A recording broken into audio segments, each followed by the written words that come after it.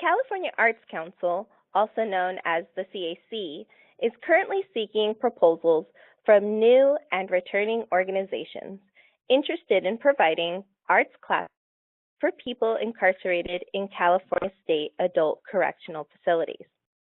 The CAC, in partnership with the California Department of Corrections and Rehabilitation, or CDCR, administers the Arts and Corrections Program, also referred to as IC. Funds for the program are awarded through contracts with nonprofit organizations, arts-related units of government, or other entities. To learn more about the program, visit the CAC website at www.arts.ca.gov. Hover over Initiatives and click on Arts Corrections to learn more.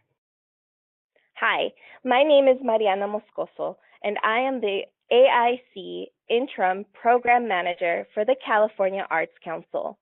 With me is Laura Littlefield, the Interim Program Analyst, and today we will be walking you through the process of submitting a Request for Proposal, or RFP. But before we get started, I'd like to encourage you, whether you decide to submit a proposal or not, to complete our quick 5-minute feedback survey. Your input will help us build a more equitable and accessible program and help us improve the RFP document. Don't worry, all responses to the survey will remain anonymous and do not impact the score of your proposal. A hyperlink to the survey is on the first page of the RFP. Now Laura will walk you through on how to obtain your RFP packet. Now let's begin. Before submitting a proposal, you will need to read the RFP. An RFP outlines the opportunity, who's eligible to apply, what components are necessary in your proposal, and how proposals will be reviewed and selected. Let's take a look. To download the RFP, go to www.caleprocure.ca.gov. Click on the tile labeled Get Public Procurement Information. Click on See Current Bids. In the department search fields, enter 8260. This will bring up all current RFPs for the Arts Council. In the search results, click on Arts and Corrections Program, Coordinating Organizations, RFP number 2018-02. This will take you to the landing page for our current RFP. However, for this video, we're using an example. On the right, you'll see a link to View Event Package. This takes you to a list of documents to help you put together and submit a proposal. However, the RFP is the main document that contains the primary requirements to submit a proposal. It's important to review the RFP carefully. It identifies high-priority programs and outlines the programming requested by these institutions. It lists the expected competencies, qualifications, and deliverables expected of successful applicants.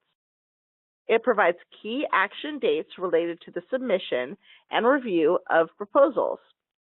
It outlines the review process and includes a glossary of terms commonly used in these documents. Included on the eProcure website are the templates you will use to complete your proposal, along with instructions on how to fill out the templates and a required checklist you will use as a cover sheet for your proposal. Look at these documents a little closer. The templates break down your proposal into 3 sections: organization information, institution information, and additional documents. Section 1 is comprised of a single document. The Section 1 Organization Information template will be filled out once for your organization. Prompts will guide you to provide information about your organization profile, cultural competency, equity, and inclusion, qualifications of administrative personnel, and AIC training plan. You will also need to select the proposed institutions you are applying to. In the template, institutions are organized by high priority programs and low priority programs. If you are submitting a proposal to a low priority program, there are additional prompts to which you will need to respond. Now we will look at the Section 2 template titled Proposed Institutions. Within Section 2, there are an additional 3 subsection templates: the project plan table, curriculum, and budget table, which we will explain further shortly. The most important detail to note about this template is that you must complete a Section 2 template for every institution your organization wishes to propose programming for. Let's take a closer look at these templates using an example. My organization, ABC Arts, wants to submit a proposal for Calipatria State Prison and Kern Valley State Prison.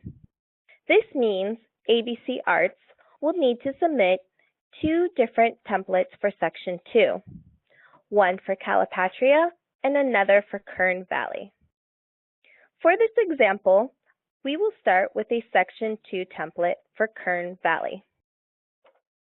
Begin this template by entering the organization information, proposed institution name, and completing Prompt A, Experience in the Proposed Institution. Prompt B, the Project Plan Table, is the first subsection of the Section 2 template. When you open the Project Plan Table, you will first see a tab called Example. Here, I have entered all the workshops my organization is proposing for Kern Valley. Notice I have given every proposed workshop under workshop name its own line, including workshops like Modern Dance that has morning and afternoon sessions. The next column, Number of Arts Providers, only includes the number of teaching artists who will teach during every class session of the workshop. The following column, plus start and end dates, are intended to be estimates, since there are many factors that may alter or delay program schedules. For the number of weeks in workshop, calculate the workshop's intended total number of weeks between the planned start date and the planned end date. Remember that ongoing workshops throughout the year are preferred. However, the ongoing workshops don't have to be the same. They can be different workshops throughout the year. For the total instruction hours, it's important to understand the distinction between arts provider and a guest artist. A guest artist is someone who will teach any time during a workshop, but who will not teach every class session. In the total instruction hours, you will only include the teaching hours of your arts providers, and you will enter the guest artist teaching hours in column I. Once you have completed the project plan table, you're ready to complete the next Section 2 subsection, Prompt C, Curriculum. Now let's take a look at the curriculum template using our example at Kern Valley. If you recall, on our project plan table, we entered all the proposed workshops. Based on this example, we would have to include one curriculum for all 4 modern dance workshops, the zine making poetry workshop, all 3 poster art workshops, the journalism and broadcasting workshop, the zine making comics workshop. That means the total curricula for Kern Valley would be 5, because you would submit one curriculum for each workshop. For our example, we created a curriculum for the modern dance workshops. When completing your curriculum template, make sure the workshop title matches the corresponding entry on your project plan table. Provide names of all the arts providers teaching the workshop. Then follow the prompts on the template. In prompt D, Qualifications of Arts Providers, you will confirm all your arts providers have the necessary experience in their art form and provide a biography for each arts provider, outlining their artistic background and their experience working with incarcerated or comparable populations. We suggest biographies be no more than 2 paragraphs long, and please do not include resumes.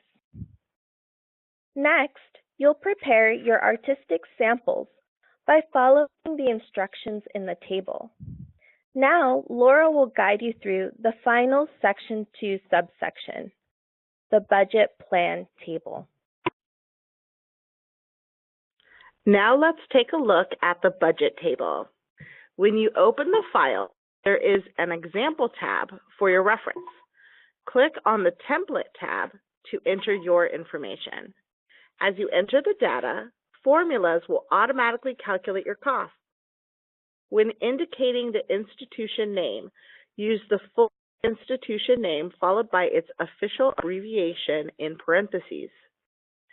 Enter the total hours to be taught by all arts providers and guest artists from your project plan table in the appropriate fields. All artists should be paid a minimum rate of $60 per hour for low priority programs and a minimum rate of $70 per hour for high priority programs. Enter the projected travel time in hours for arts providers and guest artists. All artists should be paid a minimum rate of $30 per hour for low priority programs and a minimum rate of $35 per hour for high priority programs. Enter the total hours needed by arts providers and guest artists to prepare for all instruction across all workshops taking place at the institution.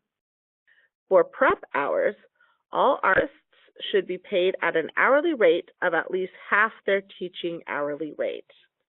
Then, enter any personnel who will be providing administrative oversight for the Arts and Corrections program at the proposed institution. Include the number of hours they will dedicate to this oversight, and a reasonable hourly rate models the minimum industry standard. Enter the projected number of training and/or professional development hours dedicated to cultural competency, equity, and inclusion based on the information you entered for your organization in Section 1. For example, if your organization wants to hire ZYX Consulting to train Kern Valley arts providers at $2,000 for 5 hours of training, you will enter a 5 in the hours field and 400 in the hourly rate field. The total training costs are automatically calculated to $2,000 full consultant's fee. Approach the supplemental AIC training hours for your arts providers in the same way. Again, the rate should be equal to or more than half of the arts provider's hourly rate, and the cost should also factor in the actual training and trainer costs. So let's say you're hiring 123 consultants to provide 8 hours of training to 5 arts providers. Let's say they're charging $1,600 for those 8 hours. Enter 8 into the hours field and 200 into the hourly rate field. The total training costs will automatically calculate. Because 5 arts providers will receive 8 hours of training, enter 40 in the hours field and 35 in the rate field. Notice that the total is automatically updated. Enter the projected number of CDCR training hours arts providers must complete. CDCR training is mandatory for all arts and corrections arts providers. In this case, CDCR will provide the trainers, so you only need to account for the hours the arts providers will spend in training. Again, for training, you should pay arts providers a rate equal to or more than half of their hourly rate. For example, say you're sending 6 arts providers to 8 hours of training. You would enter 48 in the hours field and 45 in the hourly rate field. The total is automatically calculated for you. Organizations claim one $300 payment for each person attending the Arts in Corrections Conference supported by the California Arts Council. This can include arts providers and anyone involved in program oversight. The years there is no such conference, the organization may use those funds to attend another conference related to the prison arts field. Refer to the RFP for more information about training opportunities and requirements.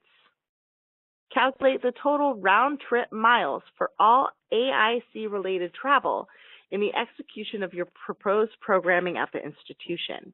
The state of California adheres to mileage reimbursement rates as determined by the IRS.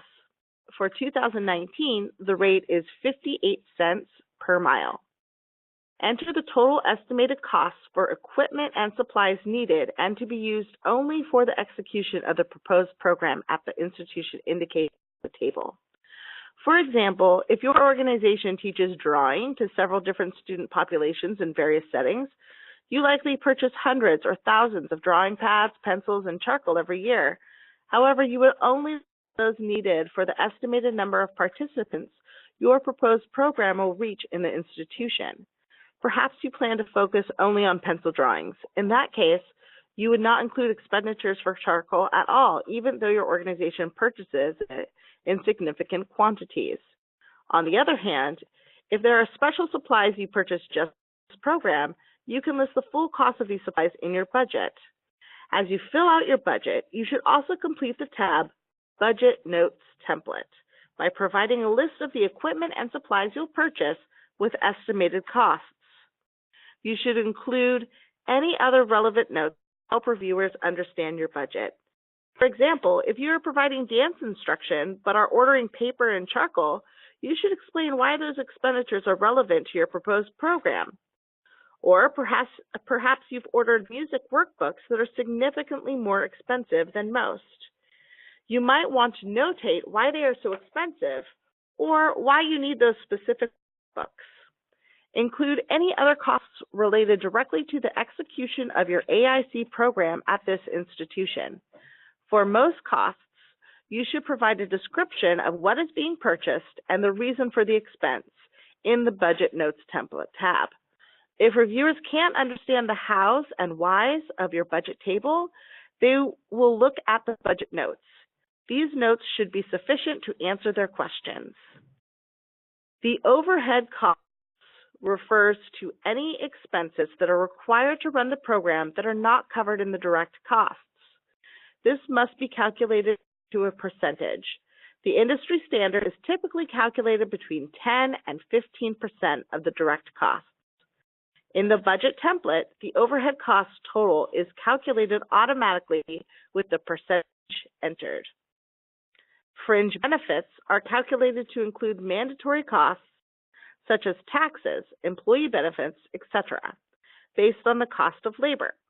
In the budget template, the fringe benefits total is calculated automatically with the percentage entered. At the bottom of the budget table, the total teaching hours will be automatically calculated. The adjusted cost per teaching hour is automatically calculated by dividing the grand total by the total teaching hours.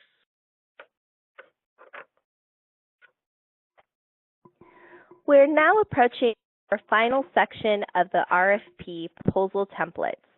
Section 3, Additional Contractor Responsibilities. In this section, there are a total of 7 required attachments and 1 optional attachment.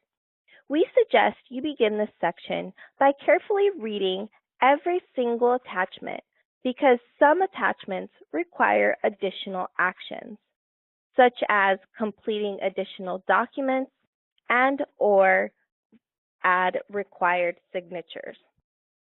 After you have read the attachments and completed the required additional actions, print the section and add any required signatures.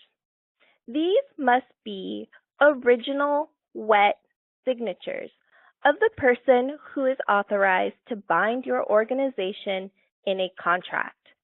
Digital signatures are not accepted. With Section 3 completed, continue the instructions on the proposal template instructions and submission requirements. Part 3, submitting your proposal, where you will check your templates for accuracy and completion, then compile the templates and prepare your proposal for submission. Don't forget, you will need to include a digital copy of the RFP onto a USB. The proposal template instructions and submission requirements document will continue to guide you through to the very end, where you will create your submission envelope that you will mail or deliver to the CAC by April 8, 2019 at 12 p.m. Remember, proposals received after this date and time cannot be considered. And that's it. We know that this is a lot of information, but we hope that this video was helpful. But if you have any questions that weren't answered here or in the RFP packet, you're welcome to submit your questions to me via email to mariana.moscoso@arts.ca.gov by no later than 12 p.m. on February 27, 2019. We're also hosting a webinar on February 28, 2019 at 11 a.m. to address questions that we have received by the February 27th deadline. Both the question and answers and webinar will be posted online. See the RFP for more information on key action dates on page 8. Oh yeah, and remember that feedback survey we mentioned at the beginning of the video? Don't forget to fill it out. Thanks for watching this video, and we look forward to receiving your proposal.